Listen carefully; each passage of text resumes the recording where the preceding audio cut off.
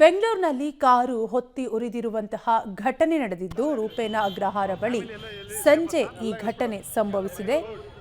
Forks wagon car ಹೊತ್ತಿ ಉರಿದಿದ್ದು ಬೆಂಕಿ ಕಾಣಿಸಿಕೊಳ್ಳುತ್ತಿದ್ದಂತೆ ಚಾಲಕ ಕಾರಿನಿಂದ ಕೆಳಗಿಳಿದು ಪಾರಾಗಿದ್ದು ಬೆಂಕಿ ನಂದಿಸಿದ್ದಾರೆ ಅಗ್ನಿಶಾಮಕ ಸಿಬ್ಬಂದಿ.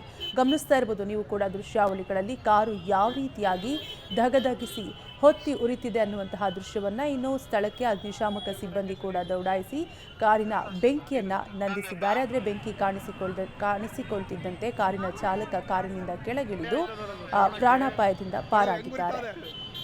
ಫ್ಯಾಮಿಲಿ ಎಲ್ಲ ಎಲ್ಲಿ ಸೇಫಾ ಸರ್? ಎಲ್ಲ ಇಳಿಸ್ಬಿಟ್ಟ. ಈಗ ನೀರ್ ಟ್ಯಾಂಕು ನೋ ಎಂಡ್ ಕಳಿಸ್ಬೇಕು. ಬರ್ತಾವೆ ಯಾರು ನೀರ್ ಟ್ಯಾಂಕ್ ತರಿಸ್ಕೋಣ.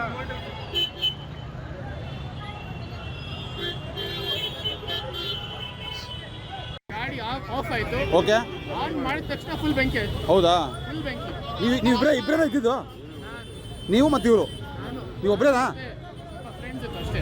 ಓಕೆ ಓಕೆ, ಏನಾಗಿಲ್ಲ. ಗಾಯ ಆಯ್ತು ನೋಡೋದು ತಗೊಳಕ್ಕೆ. ಕಡಲೆ ಹೆಂಗ್ ಬರೀತಾದೆ? ಫ್ಯಾಮಿಲಿ ಎಲ್ಲ ಎಲ್ಲಿ ಸೇಫಾ ಸರ್? ಎಲ್ಲ ಇಳಿಸ್ಬಿಟ್ಟ. ಈಗ ನೀರ್ ಟ್ಯಾಂಕು ನೋ ಎಂಡ್ ಕಳಿಸ್ಬೇಕು. ಬರ್ತಾವೆ ಯಾರು ನೀರ್ ಟ್ಯಾಂಕ್